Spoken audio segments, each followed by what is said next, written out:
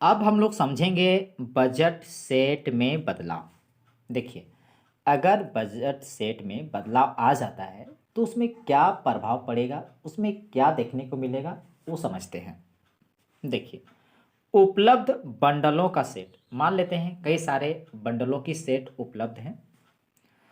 तो हम सब जानते हैं कि बंडलों के सेट में जो बंडल होती है उसमें दो वस्तुओं की समूह होती है।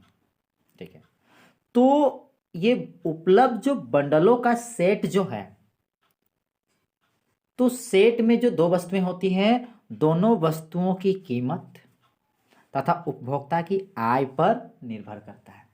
तो कुल मिला के कह सकते हैं कि उपलब्ध बंडलों का सेट दोनों वस्तुओं की कीमत तथा उपभोक्ता की आय पर निर्भर करता है। जब दोनों में से किसी भी वस्तु की कीमत अथवा उपभोक्ता की आय बदलती है, देखिए उन दोनों वस्तुओं में से किसी एक वस्तु की अगर मान लेते हैं कि बदल जाती है उसकी कीमत, या उपभोक्ता की आय अगर बदल जाती है, तो कहेंगे कि उपलब्ध बंडल का सेट भी बदल सकता है। ऐसी स्थिति में क्या होगा, जो उपलब्ध बंडल सेट है वो भी बदल सकता है। मान लीजिए कि उपभोक्ता की आय एम से बदलकर एम डैश हो जाती है। पहले उपभोक्ता की आय जो है एम थी, अब उसकी आय बदल जाती है और नया आय कितना है ना, एम डैश है। परंतु दोनों वस्तुओं की कीमतें नहीं बदल, देखिए यहाँ पर वस्तुओं की कीमत नहीं बदल रही है, केवल उपभोक्ता की आय में वृद्धि हो रही है। वृद्धि नहीं बोल सकते अभी डायरेक्ट, मगर यहाँ जरूर बोलेंगे कि बदल रही है। एम से एम डैश हुई है, मतलब परिवर्तन हुआ है, मगर वस्तुओं की कीमत बदला है क्या, नहीं बदला है। नई आय होने पर उपभोक्ता सभी बंडल जो है, नई आय होने पर जो उपभोक्ता जो है सभी बंडल X1 X2 खरीद सकता है। जिसके होने पर, अगर देखिए ध्यान से, अगर वो सभी बंडल को खरीद लेता है तो उस कब खरीद पाएगा न, P1 X1 plus P2 X2 यदि इक्वल टू या लेस देन एम डैश के बराबर होता है। यानी कि P1 X1 plus P2 X2 जो है ये किसके बराबर या लेस देन होना चाहिए, एम डैश का, तभी उपभोक्ता सभी बंडलों को खरीद सकता है। तो अब बजट रेखा का समीकरण क्या होगा, अब बजट रेखा का समीकरण में हल्का सा परिवर्तन आ जाएगा। पहले एम रहता था, उसके जगह पर अब क्या हो जाएगा, एम डैश। तो क्या होगा ना, P1 X1 plus P2 X2 equal to m dash होगा। तो पुनः हम लोग बात करेंगे, तो उस इक्वेशन को यहाँ भी आया, ये समीकरण को अगर हम बदलाव करें तो हमें इस प्रकार का इक्वेशन आएगा। इसे हम लोग पिछले वीडियो में देख चुके हैं किस प्रकार आया था। सिर्फ हल्का सा परिवर्तन क्या हुआ है कि यहाँ पर पहले एम रहता था तो यहाँ एम लिखते थे, अब एम डैश है तो यहाँ एम डैश लिखते हैं।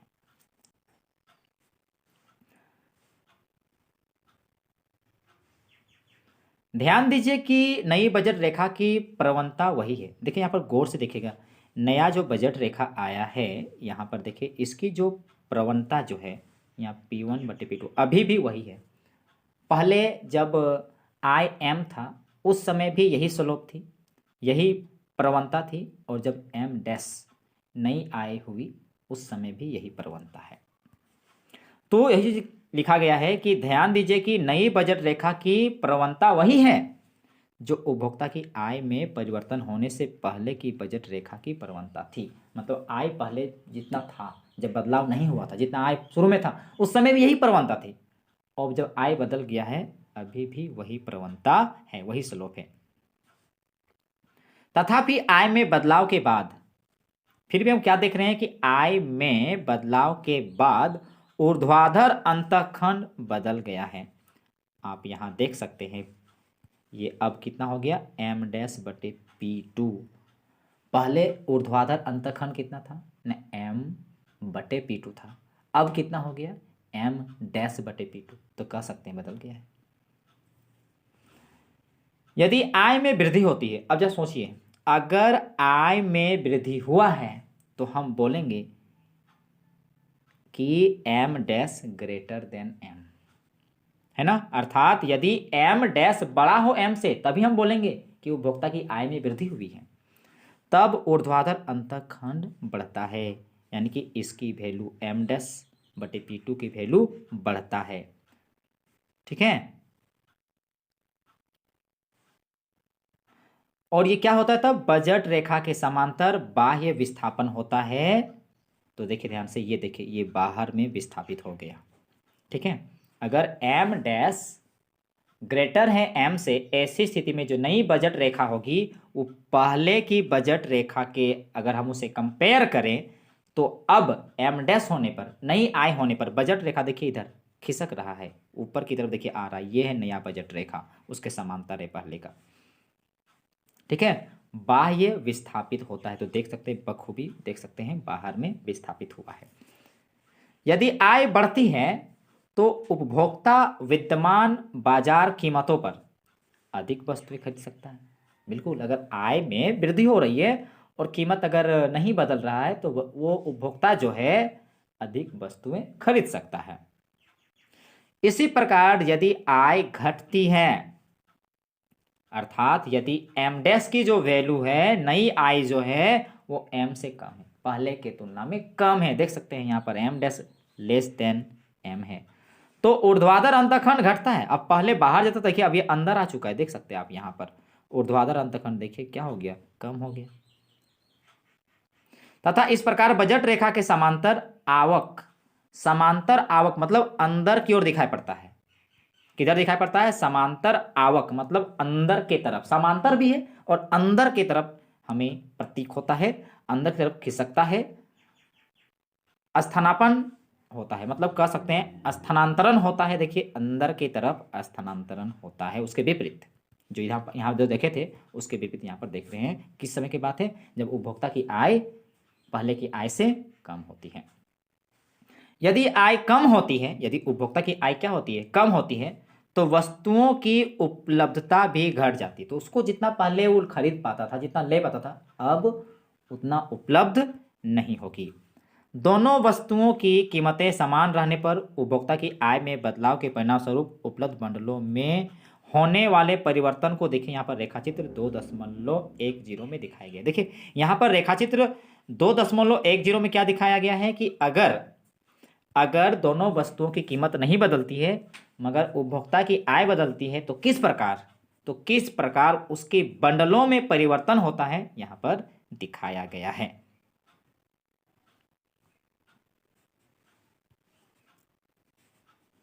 अब मान लीजिए कि वस्तु एक की कीमत P1 से बदलकर P1 डैश हो जाती है। देखिए अब हम लोग वस्तु में बदलाव ला रहे हैं, वस्तु की कीमत को बदल जाता है तब आप देखेंगे। तो मान लेते हैं वस्तु एक की कीमत जो पहले P1 था, अब उसका बदल कर कितना हो जाता है, P1 डैश हो जाता है, परंतु वस्तु दो की कीमत तथा उपभोक्ता की आय नहीं बदलती है। देखिए मात्र यहां पर सिर्फ क्या हुआ है ना, वस्तु एक की कीमत बदला है, वस्तु दो की कीमत में कोई परिवर्तन नहीं है, उपभोक्ता के आय में भी कोई परिवर्तन नहीं है। अब वस्तु एक की नई कीमत पर उपभोक्ता सभी बंडल, देखिए मानता हूं कि वस्तु एक में परिवर्तन हो गया है और यदि उपभोक्ता सभी बंडल को खरीद सकता है तब नया जो हम लोग का तैयार होगा बजट रेखा जो समीकरण, सबसे पहले देखिए कब खरीद पाएगा वो देखिए, जब P1 dash X1 plus P2 X2, देखिए यहां पर ये, ठीक है, जो इनइक्वालिटीज का है, तो P1 dash X1 plus P2 X2 अगर इसकी वैल्यू M से छोटा या M के बराबर है तभी उपभोक्ता सभी बंडल को खरीद सकता है। तो इसके लिए जो समीकरण जो प्राप्त होगा वो क्या होगा वो देखिए, तो यहां पर सिर्फ इक्वल टू कर देंगे, तो P1 dash X1 plus P2 X2 equal to M। ये उस समय का इक्वेशन है जिस समय उपभोक्ता सभी बंडलों को खरीद लेता है, उसकी आय में किसी प्रकार का परिवर्तन नहीं होता है, दूसरी वस्तु में भी कीमत में कोई परिवर्तन नहीं होता है, मगर पहली वस्तु की कीमत में परिवर्तन हो रहा है। अभी हमने क्या देखा कि यदि एक उपभोक्ता की आय नहीं बदलती है और दूसरी वस्तु की भी कीमत नहीं बदलती है, केवल पहली वस्तु की कीमत बदलती है, तो उसका समीकरण इस प्रकार आया था, क्या आया था ना, P1 dash X1 plus P2 X2 equal to M। तो इसे हम लोग इस रूप में भी बदल के लिख सकते हैं, जैसा कि हम पहले ही बता चुके हैं किस प्रकार इस प्रकार का इक्वेशन आता है। ठीक है, तो ऊपर में जो यहाँ वर्णित है, यहाँ जो समीकरण जो दिया हुआ है उसे हम लोग इस रूप में कन्वर्ट कर सकते हैं। ठीक है, ध्यान दीजिए कि नई बजट रेखा का ऊर्ध्वाधर अंतखंड वैसा ही है जैसा कि केले की कीमत में बदलाव आने से पहले बजट रेखा के ऊर्ध्वाधर अंतखंड का था। यहाँ देखिए कि यहाँ जो नया बजट रेखा जो बना था उसका जो ऊर्ध्वाधर अंतखंड वैसा ही है जैसा कि केले की कीमत में बदलाव आने से पहले बजट रेखा के ऊर्ध्वाधर अंतखंड का था, यानी कि M/P2।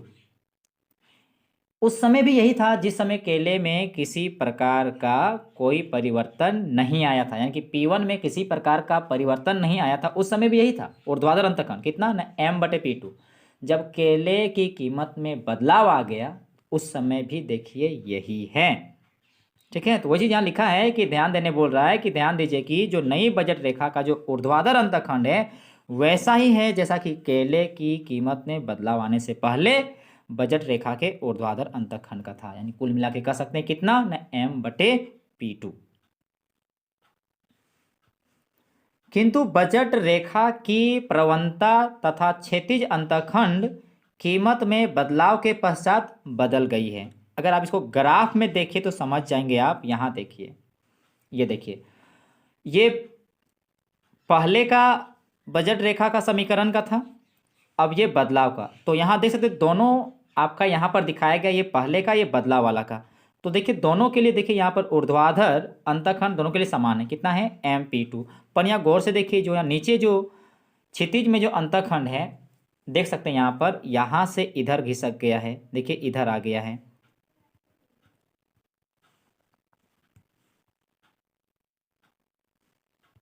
मतलब कह सकते हैं कि क्षितिज अंतखंड कीमत में बदलाव के पश्चात क्या हो गई न बदल गई है। यदि केला की कीमत बढ़ती है, ध्यान दीजिए, अगर केला की कीमत बढ़ती है तो अर्थात हम यहाँ कहेंगे कि यदि P1 डैश की जो वैल्यू जो है वो ग्रेटर देन P1 है तो बजट रेखा की प्रवणता का निरपेक्ष मूल्य बढ़ता जाता है। अगर P1 डैश ग्रेटर होता है P1 से तो बजट रेखा की जो प्रवणता का जो निरपेक्ष मूल्य है, इसकी स्लोप की जो निरपेक्ष वैल्यू है, एब्सोल्यूट वैल्यू जो है वो क्या होगा न बढ़ता जाता है। इस प्रकार बजट रेखा अधिक प्रवण हो जाती है, यानी कि यहाँ देखिए और अधिक ढालू बन जाता है, और अधिक इसका ढाल हो जाता है, स्लोप बढ़ जाती है। कब? जब P1 डैश की वैल्यू P1 से अधिक होता है। मतलब कह सकते हैं बजट रेखा की जो प्रवण है और अधिक हो जाती हैं। यह ऊर्ध्वाधर अंतखंड के आसपास आवक की ओर हो जाती है, मतलब अंदर की तरफ खिसकने लगता है। तो कह सकते हैं कि क्षैतिजीय अंतखंड गिर जाता है, वैल्यू घट जाता है। ये देखिए अंदर की तरफ आ गया है, वैल्यू घट गया क्षैतिजीय तरफ, मतलब क्षैतिजीय अंतखंड की तरफ वैल्यू क्या होती है न गिर जाती है। यदि केले की कीमत घटती है, अगर इसके विपरीत लेके चलते हैं, यदि केले की कीमत क्या हो रही है घटती है, तो इसे क्या बोल सकते हैं, तो P1 डैश की जो वैल्यू होगी P1 से कम होगी। तो तब ऐसी स्थिति में क्या होगा न बजट रेखा की प्रवणता का जो निरपेक्ष मूल्य जो है वो घटता है। बजट रेखा की प्रवणता का जो निरपेक्ष मूल्य क्या होता है ना घटता है। इस प्रकार बजट रेखा अधिक सपाट हो जाती है, मतलब पहले के तुलना में अब इसकी स्लोप देखिए घट गई और धीरे धीरे और सपाट हो गया। पहले तो थोड़ा था, स्लोप थोड़ा अधिक था, किंतु अब क्या हो गया बहुत अधिक सपाट हो गया। तो कह सकते हैं यह ऊर्ध्वाधर अंतखंड के आसपास जावक की ओर जाता, मतलब बाहर की तरफ ये जाने लगता है। तथा क्षैतिज अंतखंड बढ़ जाता है, जिसके आप चित्र में बखूबी देख सकते हैं। देखिए बढ़ गया, एक्स के दिशा में देखिए इधर बाहर की तरफ देखिए बढ़ चुका है, इस दिशा में देखिए बढ़ चुका है। ठीक है। केले की कीमत में बदलाव के परिणाम स्वरूप उपलब्ध बंडल सेट में बदलाव। अभी हम लोगों ने क्या देखे, जब केले की कीमत में बदलाव आया उसके फलस्वरूप बंडल सेट में बदलाव आया। और जबकि हम लोग आम की कीमत तथा उपभोक्ता की आय समान रहती है। तो मतलब अभी हम लोगों ने क्या देखा कि यदि केले की कीमत बदलती है और आम की कीमत वही रहती है और उपभोक्ता की कीमत वही रहती है, तो किस प्रकार बजट सेट में बदलाव आता है उसको हम लोगों ने अभी देखा।